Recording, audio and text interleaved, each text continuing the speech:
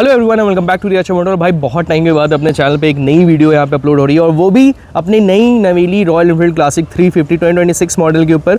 अब ये बाइक मेरी है, मैंने ऑलमोस्ट इस बाइक को जो है 2000-2500 किलोमीटर मैंने चला रखा है। तो ये बाइक एक कंप्लीट रिव्यू विद अपना ओनरशिप रिव्यू टाइप का यहाँ पे होने वाले हैं, जिसमें अगर आप प्लान कर रहे हो कि आपको क्लासिक 350 चाहिए, स्पेशली ये वाली कलर, तो आपको क्या क्या चीज़ों का वहाँ पे ध्यान रखनी चाहिए, क्या क्या चीज़ें अच्छी हैं, क्या क्या चीज़ें मुझे अभी तक यहाँ पे फील हुई कि और अच्छी हो सकती थी, सबके बारे में बात करेंगे इन डिटेल। तो चलिए वीडियो को स्टार्ट करते हैं। सबसे पहले बाइक के फ्रंट लुक से यहाँ पे स्टार्ट करते हैं।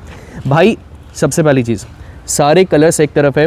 रॉयल एनफील्ड क्लासिक 350 की ये जो सेल्थ ब्लैक वाला कलर है ना, इसका अलग ही यहाँ पे लुक निकल के आता है भाई, कसम से जो रोड प्रेजेंस है भाई। एंड भाई आई किड यू नॉट, यहाँ पे बहुत अच्छा है। यहाँ पे जैसे अगर ट्रैफिक में भी आप जा रहे हो तो लोग इसे मुड़ मुड़ के देख रहे हैं, तो भाई इस टाइप की ये जो कलर है ना अपने क्लासिक 350 की, वो यहाँ पे निकल के आती है। सेकेंड थिंग क्या है कि भाई इस बाइक में जो आपको एक चार्म आपको निकल के आता है, जो आप जब आप इस बाइक को चलाते हो जो आपको फील निकल के आएगा, जो एक रोड प्रेजेंस है वो अल्टीमेट, वो नेक्स्ट लेवल है। मतलब कोई सारे बाइक्स एक तरफ होते हैं भाई, स्पोर्ट्स बाइक हो गए।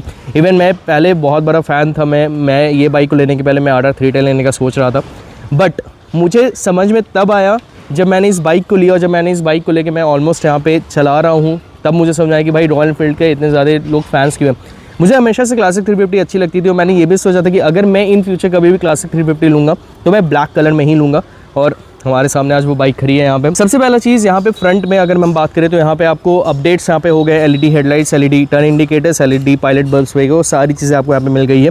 एंड साथ ही में मैंने इस बाइक पे PPF भी कराया, तो इस वीडियो में मैं एक छोटा सा चीज़ भी आपको बता दूंगा कि भाई PPF करना चाहिए, सरामिक करना चाहिए, वो सारी चीज़ों को लेकर। बाकी बाइक के साइड लुक में आते हैं। साइड से ये बाइक भाई बहुत ही ज़्यादा प्यारी लुक के साथ आती है भाई, फुल मैट कलर है। थोड़ा बहुत यहाँ पे ग्लॉसी है, जैसे आप ये लोगो देख सकते हो, ये लोगो अपना ग्लॉसी है, ये पार्ट अपनी ग्लॉसी है, एंड ये वाली जो अपनी स्टिकर है ये अपनी ग्लॉसी है। मैट कलर को मेंटेन करना भी एक अपने में ही एक चैलेंज वाली बात हो जाती है, क्योंकि ग्लॉस कलर को आप फिर भी मेंटेन कर सकते हो, उसमें 2-3 लेयर्स होते हैं पेंट्स के। मैट में आपके उतने सारे लेयर्स नहीं होते, मैट बहुत ही जल्द यहाँ पे जो स्क्रैचेस वगैरह, मतलब स्क्रैचेस उतने जल्दी से नहीं लगते, बट अगर आप इसको मेंटेन नहीं करोगे तो अगर एक बार थोड़ा डीप स्क्रैच लगा तो वहाँ पे मतलब आपकी वो जो सीधे बॉडी है, जो बेयर मेटल है, वो आपको वहाँ पे दिखने लग जाता है। तो ये इस चीज़ का आपको ध्यान रखना चाहिए। तो मैट कलर को मेंटेन ज़रूर करना, और इसलिए मैंने इस बाइक के ऊपर PPF कराया है, ताकि ये जो पूरा मेंटेनेंस जो है पेंट को लेके वो मेरा 100% यहाँ पे ज़ीरो चला गया है। कोई भी दिक्कत वाली बात नहीं है भाई। सेल्फ हीलिंग प्रॉपर्टीज़ आते हैं, स्टोन चिप वगैरह से मुझे कोई टेंशन नहीं है, माइनर स्क्रैचेस नहीं लगते हैं, अगर लग भी जाते हो सेल्फ हीलिंग प्रॉपर्टीज़ है उसमें, तो आराम से वो हील हो जाती है, कोई दिक्कत वाली बात नहीं है। अब जैसे इस बाइक में भी ना कुछ चीज़ें ऐसी हैं जो मुझे लगी कि और थोड़ी बेटर हो सकती थी, उसके बारे में भी हम बात करते हैं। सबसे पहले यहाँ पे आपको वही 350 cc का जो अपना J सीरीज़ वाला इंजन है वो यहाँ पे आपको मिल जाता है, जिसमें आपको अच्छी खासी जो यहाँ पे पावर और टॉर्क है वो है।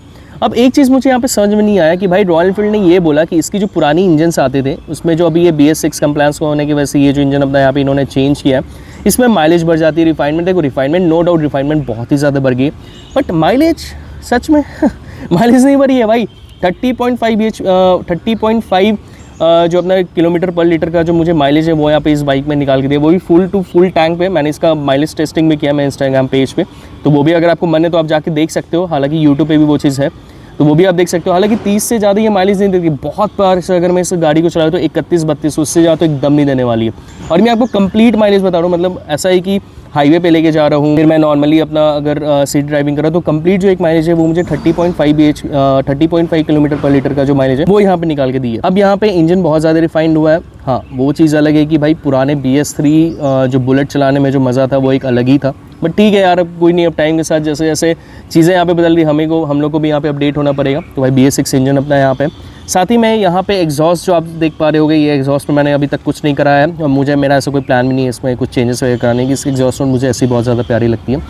अब सबसे बड़ी बात क्या है कि इसकी प्राइसिंग मुझे कितनी पड़ी। तो देखो भाई, मैं पुणे से हूँ, पुणे में अगर आप देखोगे तो 265-270 के अराउंड इसकी प्राइसिंग आती है। मैंने पैसे यहाँ पे बचाए हैं क्योंकि मैंने इस बाइक को एक शोरूम में लिया था, मैंने इंश्योरेंस बाहर से कराया था, RTO वगैरह सारी चीज़ें वो अपना उसी में इंक्लूडेड थी। एक शोरूम प्लस कुछ तो 22-23 हज़ार उन्होंने एक RTO वगैरह लिया था वहाँ पे, तो वो सारी चीज़ें। बाकी MH नंबर है अपना, तो कोई दिक्कत वाली बात नहीं है। अब यहाँ पे इंश्योरेंस वगैरह में जो आपको नॉर्मल इंश्योरेंस है वो आपको 26-27 हज़ार का पड़ रहा था मुझे। सेम इंश्योरेंस सारी चीज़ों के साथ, इवन कुछ प्लस एड ऑन्स के साथ, मुझे वहाँ पे 13 से 14 हज़ार रुपये वाला इंश्योरेंस वहाँ पे मुझे पड़ा था। और यूनाइटेड का मैंने इंश्योरेंस कराया था, उसका भी काफ़ी अच्छा रिस्पॉन्स है। मैंने अपनी दूसरी बाइक पे भी यूनाइटेड का ही कराया, इवन मेरे स्कूटी में भी यूनाइटेड का इंश्योरेंस है, अभी तक मुझे कोई भी दिक्कत वाली बात नहीं है। रियर लुक की बात करें भाई, रियर लुक आपको पता है भाई क्लासिक 350 की अभी अपडेटेड होने के बाद यहाँ पे जो रियर लुक है वो ऐसी कुछ निकल के आ रही है। एलईडी, अपना टर्न इंडिकेटर्स वगैरह सारी चीज़ें यहाँ पे मिल जाती है। अब इस बाइक को मेंटेन करना भी एक अपने में एक चैलेंज है, क्योंकि ये बाइक एक ऐसी है जिसको आप ज़्यादा रेव नहीं कर सकते हो, ज़्यादा आप टॉप स्पीड में। ये बाइक ऐसी है कि भाई आराम से एकदम धीरे धीरे आराम से आप चलाओ, कोई दिक्कत वाली बात नहीं है। मतलब क्योंकि ये क्लासिक 350 है ही उस चीज़ के लिए कि एकदम आप उसको भगा नहीं सकते हो यार। क्योंकि अगर आप ये सोच रहे हो कि भाई मैं बाइक को लूँगा और टॉप स्पीड निकालूंगा 120 140, अब ले जाने वाले लोग ले जाते हैं, उसमें कोई दिक्कत वाली बात नहीं है। बट यहाँ पे आपको एक चीज़ ध्यान रखना होगा, बाइक बहुत ज़्यादा हैवी है, बाइक का स्टॉपिंग पावर भी वैसी होनी चाहिए। और वही इसका जो सबसे पहला डिमेरिट मुझे यहाँ पे क्या लगता है वो है इसके ब्रेक से। भाई आगे वाली ब्रेक बहुत अच्छी काम करती है भाई, लिटरली बहुत बार ऐसा हुआ है कि मुझे लाइफ सेविंग वाली चीज़ें हो गई आगे वाले ब्रेक को लेके। बट रियर ब्रेक यार थोड़ा सा मुझे लगता है कि रॉयल एनफील्ड को यहाँ पे इंप्रूव करनी चाहिए। थोड़ा सा यहाँ पे जो ब्रेक का बाइट है ना, वो आपको उतना कॉन्फिडेंस यहाँ पे आपको नहीं देगा।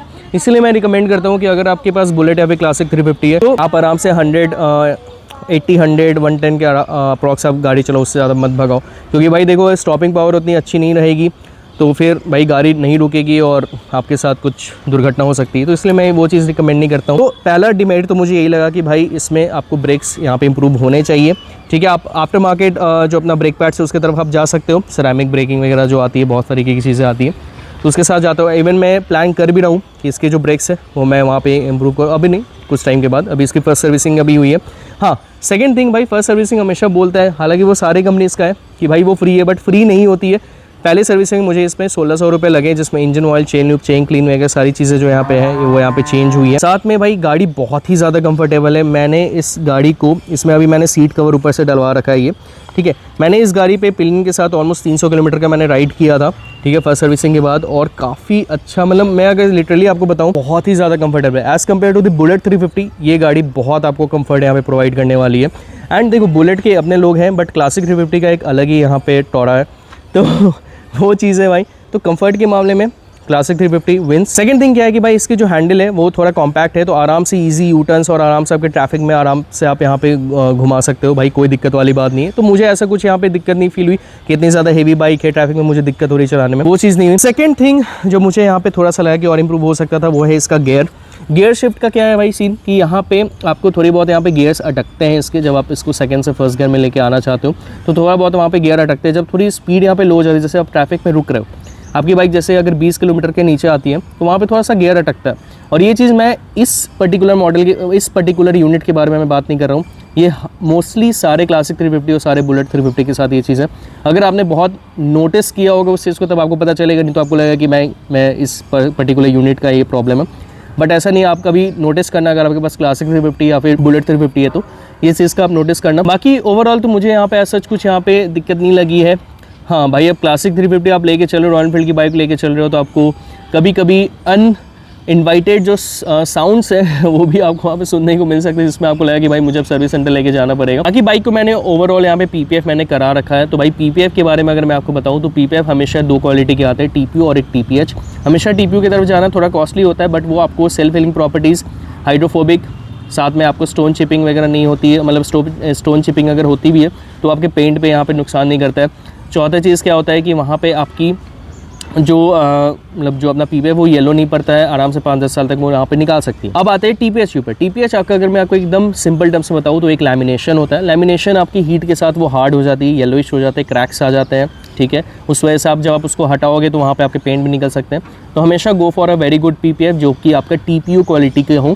14-15 हज़ार के आसपास आपका वहाँ पे खर्चा आने वाला है पूरे बाइक को, जिसमें आपका रियर मड गार्ड, ये बैटरी कवर दोनों साइड, ये जो अपना ग्लॉस वाला पार्ट आप देख रहे हो दोनों साइड, वो टैंक, आगे का मड गार्ड। टैंक में भी आपका 3 पार्ट है, वो भी मैं आपको यहाँ पे दिखा सकता हूँ।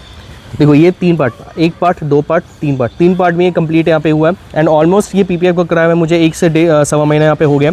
अभी तक कोई कंप्लेंट्स नहीं है। गाड़ी ऑलमोस्ट यहाँ पे 4 से 5 बार यहाँ पे मैंने वॉश भी करा रखा है, कोई भी कंप्लेंट्स नहीं है, और वो प्रेशर वॉशिंग के साथ है। सेकंड थिंग भाई, चेन मेंटेन करना बहुत ज़्यादा इंपॉर्टेंट है। 500-700 किलोमीटर के आसपास आप इसका चेन लूप, चेन क्लीन आप यूज़ करना। उसके लिए भी मैं यहाँ पे मोटूल का मैं chain loop, chain cleaner use करता हूँ। बाकी हेडलाइट के बारे में अगर मैं आपको बताऊँ, हेडलाइट बहुत अच्छा परफॉर्म करती है इन सिटीज़।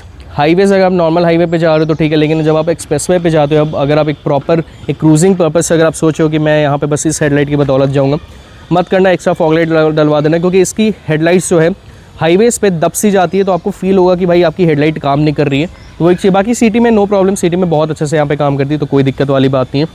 बाकी इंजन बहुत अच्छा है। माइलेज के बारे में मैंने आपको बता ही दिया। मीटर वगैरह पे जो है यहाँ पे सबसे बड़ा चीज़ क्या है कि अभी अगर आप देखोगे तो यहाँ पे ये मॉडल्स में आपको गियर इंडिकेटर नहीं मिलती है, क्योंकि वो सेमीकंडक्टर वाला जो चीज़ है। बट रॉयल एनफील्ड से मैंने जब ये बात किया तो उन्होंने बोला कि जैसे वो चीज़ अवेलेबल हो जाएगी तो वो ये इस बाइक को मतलब रिकॉल करके सर्विस सेंटर में जाके वो अपना सारे अपडेट्स वगैरह कर देंगे, तो वो वहाँ पे गियर इंडिकेटर भी आ जाएगा। बाइक चलाने में बहुत स्मूथ है भाई, बहुत आराम से आप आराम से इसको, मैंने बोला मैं 300 किलोमीटर्स का मैंने यहाँ पे राइड किया था। मुझे अभी तक मतलब 300 किलोमीटर्स में मैंने बस एक स्टॉप लिया था, वो भी जस्ट ऐसे पानी वगैरह पीने के लिए। बाकी मुझे ऐसा नहीं लगी भाई मैं बहुत थक गया हूँ या कुछ भी। तो मतलब 300 किलोमीटर्स जाना, 300 किलोमीटर्स आने, यानी 600 किलोमीटर्स का वो कंप्लीट राइड था आना जाना को लेके। तो भाई मुझे ऐसा कुछ सच मुझे कुछ ज़्यादा थकान वहाँ पे फील नहीं हुई।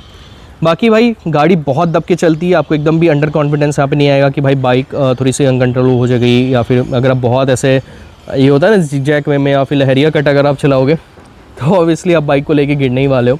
बट भाई बाइक है, देखो प्यारी सी गाड़ी है, आपको इसको मेंटेन करना है, प्यार से रखो गाड़ी को, सालों साल चलेगी। बहुत इंजन रेव करते रहोगे, क्लच में गाड़ी चलाओगे तो भाई वहाँ पे प्रॉब्लम करेगी, और वो चीज़ आपके सारी बाइक्स के साथ है, बस ये रॉयल एनफील्ड की बाइक्स नहीं सारी बाइक्स के साथ है। यहाँ पे आपको अपना जो नॉब है वो दिया गया एडजस्ट करने के लिए, दोनों साइड ही में आपको ब्रेक और इधर दोनों साइड में आपको ये चीज़ दी गई है। बाकी आपको क्लासिक 350 रॉयल एनफील्ड की क्लासिक 350 आपको कैसी लगती है भाई कमेंट सेक्शन में ज़रूर बताओ। अगर आप लेने का प्लान करो तो वो भी आप मुझे बताओ। कुछ क्वेश्चंस वगैरह है तो आप मुझे डायरेक्टली डीएम कर सकते हो इंस्टाग्राम पे, मैं यहाँ पे इंस्टाग्राम पे लिंक भी मैं आपको दे दूंगा। तब तक के लिए keep loving, keep supporting, stay tuned, stay safe. This is अच्छा मोटो वर्ल्ड साइनिंग ऑफ।